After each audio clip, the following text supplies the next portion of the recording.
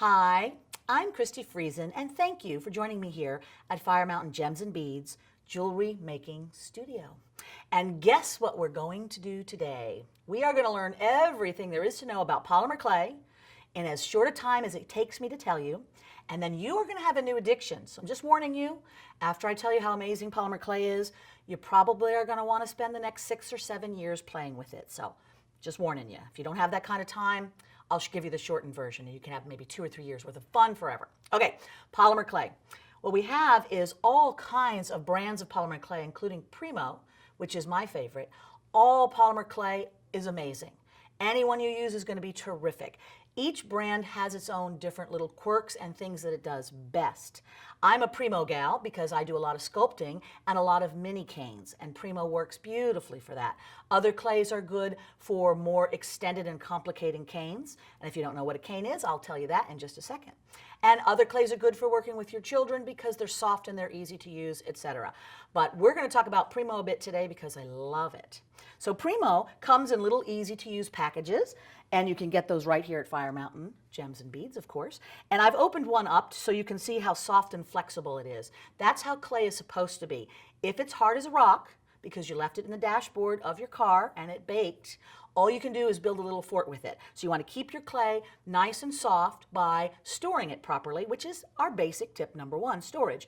This clay is an oven curing clay, which means that it's not going to dry out just by laying around in your house unless your house is 1,000 degrees. So if you do have a hot spot in your house, try to keep the clay in a cold spot. Something cool that doesn't get up to 100 degrees is the best. You can store it just as it is. Some people like to put it back in its original wrapper, which seems like a lot of work to me. I like ripping it all up and cutting it in little chunks and throwing it in a glass jar, and then I can pull it back out when I'm ready to use it. Also, if you're into being neat, you can keep all the colors nice and separate. I'm not neat, so I like to make a big jumble because, as we will discuss, scraps are your friend. So the first thing I want to show you is just a little bit of how to condition your clay. Generally speaking, you're going to use a clay conditioning machine, which is also called a pasta machine. But we like to call it clay conditioning machine because that sounds way more artsy. And that makes short work of this. But you see how quick and easy this is to roll? I'm going to show you this now, and we'll get to that clay conditioning machine shortly. But look, see how mushy? Isn't that terrific? Which means that you can then blend colors and mix things very easily because this clay is so soft and flexible. Conditioning just refers to making your clay that's coming straight out of the package be soft and bendy like this. That means it's conditioned. If you can roll your clay and fold it and it doesn't have cracks on the edge, it's conditioned properly. A lot of people want to say, well, once I condition it, how long can that last? For years? Whenever? How? Basically, you want to try to condition your clay each time you're going to use it. It just means it's getting all the molecules all worked up and it's soft and it's flexible, so you're going to do that when you get started to play. All right, so now we've talked about our clay brands and storage of the clay. Now, what is the basics of playing with it, and why would you want to do that? The basics of that are basically get your clay, start smashing around, and have a good time. So that's what we're going to do. I've got a couple of different colors in here, and I wanted to show you a little trick I like in blending clay colors together. So let me grab from my magic clay stash. And what you see here is lots of bits and pieces. Remember I talked to you about scraps? Scraps are your friend. When you have a lot of bits and pieces of clay like that, they blend together really nicely to create new colors. When you take one color of polymer and a second color of polymer and jam them together, what happens is that they stay 2 separate colors right up until they're not. And you can use that to your advantage, because what that means is you can get fun things like stripes. I'm going to take a little blade here, cut it right down the middle, and we'll talk about tools in a second, so I'll come back to that. But you see, when I cut this open, see those fun little stripes right there? Those stripes are showing that the clay are still separate. But if I keep mashing this, whether I use my hand or a clay conditioning machine, and I'm mashing, mashing, mashing, mashing, now I'm getting a whole nother color. And if I cut that in half, just so you can see what's inside, we have very little stripes left. There's just a bit, but it's becoming a different color. So polymer is beautiful in that you can do both things. You can have new colors or you can have stripy bits. And stripy bits are what canes are all about, and we'll talk about that in just a second. But let me just discuss tools. Like any wonderful jewelry or craft product, there are certain things that you need to have in order to make that product work well, and that's the tools. You do not have to spend a lot of money on polymer clay tools. I, of course, encourage it because that's fun and there's all kinds of nifty things out there, but you don't have to. You can use a toothpick and a roller that you have at home for baking pies if you bake pies, and if you do, would you call me over because I love them. Huckleberry's my favorite. Anyway, the tools that you want to use are very simple things, and it's things like needle tools, brushes, any kind of sculpting tool that you can find, and there's a number of sculpting tools. You can ask your dentist for some. Here at Fire Mountain Gems and Beads, there's a number of sculpting tool kits that you can buy.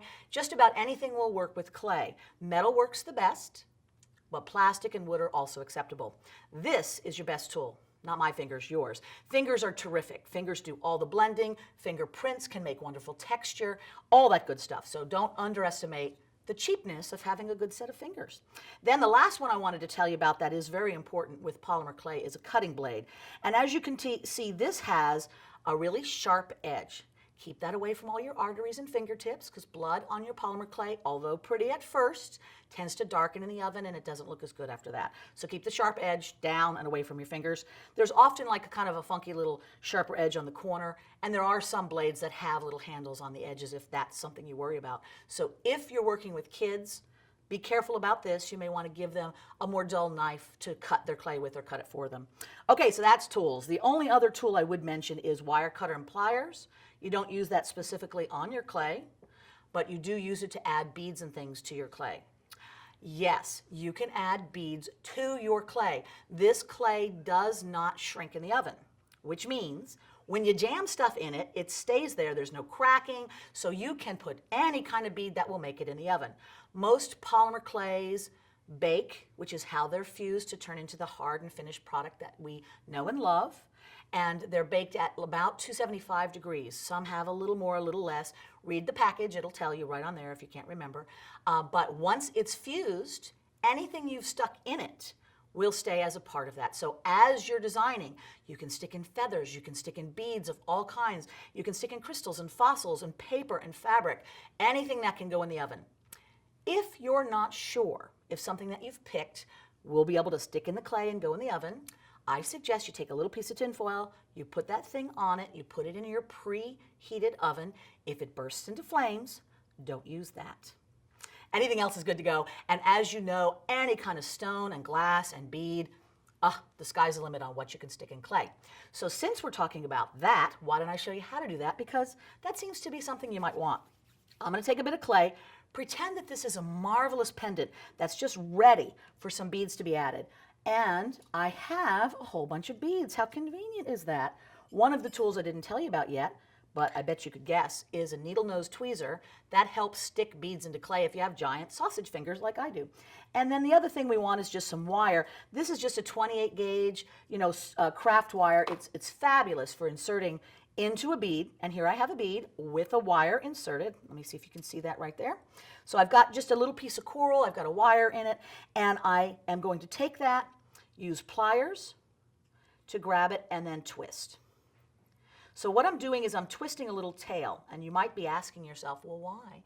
Because if I just stick in a bunch of beads in the clay, I'm cutting off the end of the tail, then while the clay is soft and grabby, that's going to be lovely, but as soon as that clay gets hardened, now you have a bunch of glassy things stuck in plastic things, and they're going to pop right out, usually in the middle of the disco floor, and then they're flinging around, they hit somebody in the head, there's a lawsuit, you don't want that. So what you're going to do is make a little twisty tail, bend a little hook on the end, because the hook grabs in the clay and keeps it from pulling out, and you're just going to press it right in the clay. So there is just a bead inserted into the clay. Doesn't that look lovely? It looks like the bead just went and the popped right out. So that is going to stay nice and sturdy in there. And if, after you're done baking, which we'll talk about in just a second, any of those little things you put in there are wiggly and not as strong as you wanted, then you can just put a little drop of glue and help that grab. Any jewelry glue like E6000 will do that. One other little thing here is I've got a head pin with a couple of beads on it, and I've got that same little hook on the end. You can press that into the clay as well. And I always push it down a little bit to embed it. And that is another way to make beads stick on clay. Now, putting beads into the clay is kind of what got me all hooked on polymer, because that is one of the most fun things, to be able to work immediately and have that sense of instant gratification, which, as we all know, is the best kind of gratification. So anyway, now to recap, we've talked about clay and conditioning. We've talked a little bit about mixing and blending colors. We've talked about the tools of the trade, and we're going to just do one more little quickie thing for you just to kind of get you started in clay. I think mixing colors is one of the things that makes polymer clay so exciting, because every time it's a different thing. Every time you have an unexpected happening, and that can kind of make the creativity part rather fun. For those of you who like for things to be predictable, and unpredictability is not very much fun for you, then you can measure and take notes and figure out exactly what proportions you need to blend to get the same result every time. But don't ask me to help you, because I don't want to do that. But you're welcome to. Now what I've got is a bunch of scraps. We talked about scraps before. I've smashed them all together with my clay conditioning machine when you weren't looking, and I've stacked them up into a little stack. And I think you can see here I've got little layers, and I've started to press these layers with my hand because it makes them all wiggly, and I like wiggly better. It has a little bit more natural feel.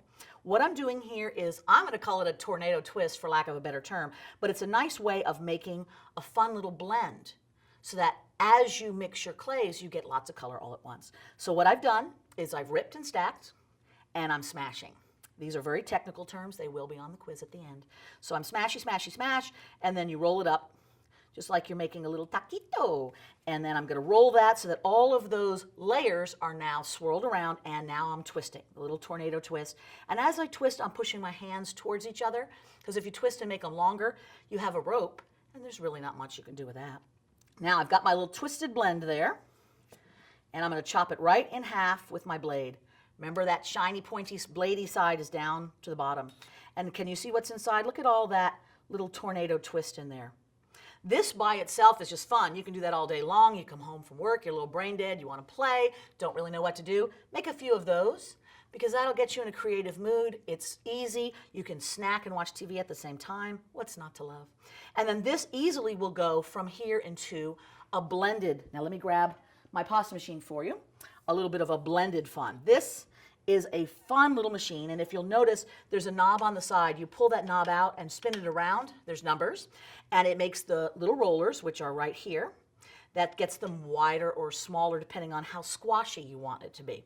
I'm going to mush this by hand. You can also use just a little roller of any kind, and I'm going to feed it through at almost the widest setting. Just run it through. Now you see how that's just squashing the clay?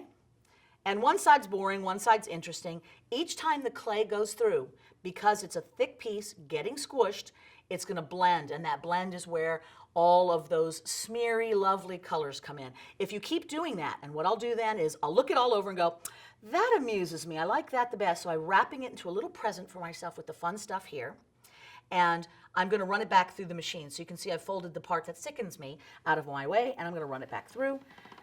Each time you do that, you're doing that because you need to have the clay thicker and thicker so that when it goes through the machine, it can be squashed. So now we see it's even more blended. If I keep that up indefinitely, I will get one whole blob of clay about that same green color. But if I stop right here, now I have an interesting swirly fun that I could create beads out of, or put a sculpture on, or whatever amusing thing happens next. And then one last little trick I'm going to talk to you about with Polymer Clay Basics, because this is something that you're probably going to want to explore, and that's the use of pigments or mica powders. There's a lot of pigment powders out there, glitters, all kinds of stuff. They all go beautifully on the surface of polymer clay. They can add a shine and a shimmer to things that you're doing. And I go into that in more detail in some of the other videos that you can find right here at Fire Mountain Gems and Beads. But in the meantime, let me just show you a quick little mica, because if you're not hooked already, you will be now. So I've got like a little blob of clay, and I'm just going to put a second blob of clay on there for no particular reason, just so I can show you. Mica powder. Any mica powder is fantastic. I'm just going to use this little bit of gold that I have here, and I'm going to use a brush. And I'm just going to get a little bit on the bit of my brush. You do tend to get a lot of powder on the brush, so tap it off before you put it on your piece. And you see how I'm just kind of blending that on and adding a little bit of shimmer shine. Isn't that kind of cool? Now, there's a lot of tricks you can do with that, something that I get into more discussion of in some of the other videos and some of my lovely books. And that's another tool for polymer clay, is instruction videos and books. It's always nice to have somebody go before you and make all the mistakes and figure out what works and then tell you what works. And that's a good launching point for you to go and explore from there. So of course I highly recommend all of my books because they're amazing and you'll love them, but there are other wonderful polymer books out there too, and you can get all of that here online at Fire Mountain Gems and Beads. So let's just recap very quickly. Polymer clay is marvelously addictive. You want to buy some right now and play with it. You want to go online to firemountaingemsandbeads.com, find other videos that I've presented and others have presented on how to play with clay, or grab some fun books and just go nuts. You don't need many tools, but a few will do well for you. There's a lot of other fun things like liquid clays and glues and powders that can all be used with your clay. Aren't you really, really energetic and ready to get playing with polymer clay? And you know what the fun thing is everything you need is available right here. Books, tools, and clay, and of course, lots and lots of bees at firemountaingems.com. And don't forget, there's also a lovely Facebook page and some Pinterest stuff. You can just get lost in all the fun.